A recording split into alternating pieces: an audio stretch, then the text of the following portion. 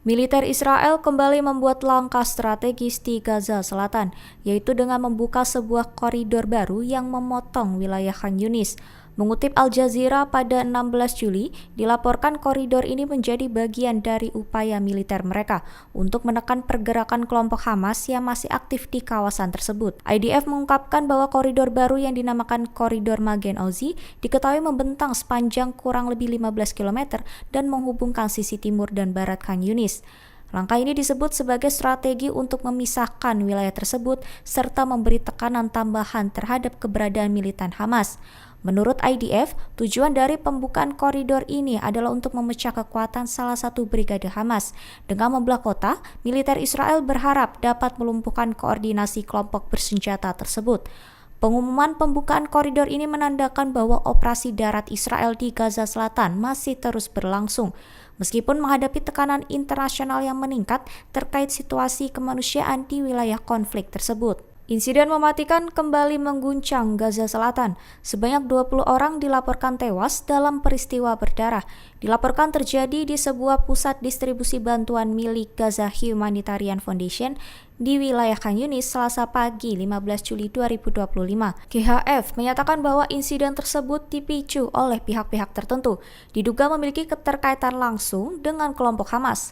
Mengutip pada Al Jazeera, kejadian tersebut dipicu oleh agitasi dari oknum yang berada di tengah kerumunan warga penerima bantuan. Sebanyak 19 korban diketahui tewas akibat terinjak-injak dalam situasi yang kacau dan tidak terkendali. Sementara satu korban lainnya ditemukan meninggal akibat luka tusukan. GHF mengklaim bahwa mereka memiliki bukti kuat yang mengarah pada dugaan keterlibatan elemen bersenjata yang berafiliasi dengan Hamas dalam menciptakan kepanikan massal tersebut. Organisasi itu juga menambahkan bahwa sejumlah senjata api terlihat berada di antara kerumunan saat peristiwa berlangsung. Insiden ini memperpanjang daftar kekerasan yang terjadi di sekitar pusat distribusi bantuan kemanusiaan sejak GHF mulai beroperasi pada bulan Mei lalu. Presiden Amerika Serikat Donald Trump dijadwalkan menggelar pertemuan penting dengan Menteri Luar Negeri Qatar pada hari ini, Rabu 16 Juli 2025. Pertemuan itu digelar dalam rangka membahas upaya terbaru terkait negosiasi gencatan senjata di Gaza yang hingga kini belum membuahkan hasil konkret.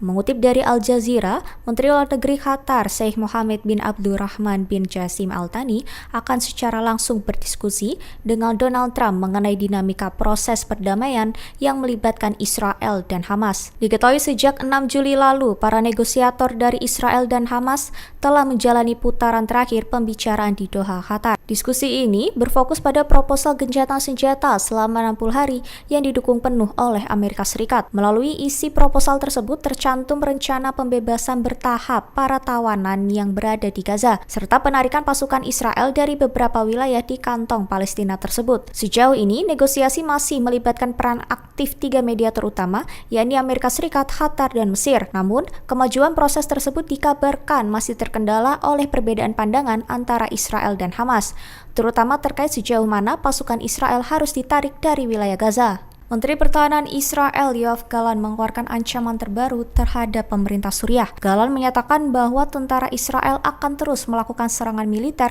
terhadap pasukan rezim Suriah apabila mereka tidak segera menarik diri dari kota Suwaida yang mayoritas penduduknya berasal dari komunitas Druze. Ia menegaskan bahwa tanggapan militer Israel akan ditingkatkan secara signifikan jika peringatan tersebut diabaikan oleh pemerintah Damaskus.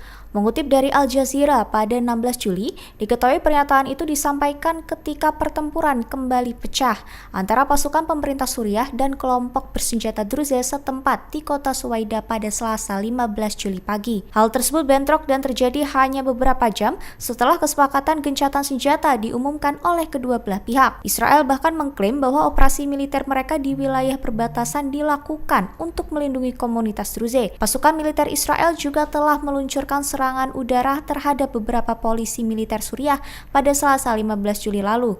Mereka menyebut serangan itu sebagai upaya menjaga keamanan perbatasan serta mencegah ancaman terhadap warga Druze yang berada di kawasan selatan Suriah. Militer Israel kembali melancarkan serangan udara yang menyasar markas besar tentara Suriah di Damaskus. Lebih tepatnya, pihak militer Israel menyatakan bahwa mereka membom pintu gerbang masuk. Pernyataan ini muncul tak lama setelah terdengar suara ledakan keras yang mengguncang Damaskus pada Rabu 16 Juli 2025 dini hari. Melalui keterangan terpisah, IDF juga mengonfirmasi bahwa mereka telah menyerang kota Suwaidah, wilayah di selatan Suriah. Diketahui mayoritas penduduknya berasal dari komunitas Druze. Mereka menyebut bahwa pasukan Israel saat ini sedang bersiap menghadapi berbagai skenario di tengah meningkatnya eskalasi konflik. Hingga kini, dilaporkan pertempuran tetap berlangsung. Situasi di Suriah Selatan kini kembali memanas dengan sejumlah pihak khawatir bahwa konflik bersenjata akan kembali meluas ke wilayah lainnya. Hingga saat ini, belum ada tanggapan resmi dari pemerintah Suriah terkait serangan langsung terhadap markas militernya di ibu kota. Sebuah studi terbaru di Israel mengungkap fakta mengejutkan terkait kondisi psikologis tentara yang terlibat dalam konflik di jalur Gaza. Sejak perang dimulai pada Oktober 2023, tercatat sebanyak 43 tentara Israel telah mengakhiri hidupnya dengan cara bunuh diri. Mengutip dari Tribun News pada 16 Juli, sekira 12% dari total tentara yang aktif dilaporkan mengalami gangguan stres pasca trauma. Studi gabungan ini dilakukan oleh Universitas Tel Aviv bekerjasama dengan militer Israel. Hasilnya menyoroti krisis psikologis yang semakin memburuk di kalangan prajurit yang kembali dari medan perang. Laporan tersebut menekankan bahwa dampak perang tidak hanya dirasakan oleh mereka yang gugur di medan tempur, namun oleh tentara yang kembali dalam kondisi mental yang rapuh.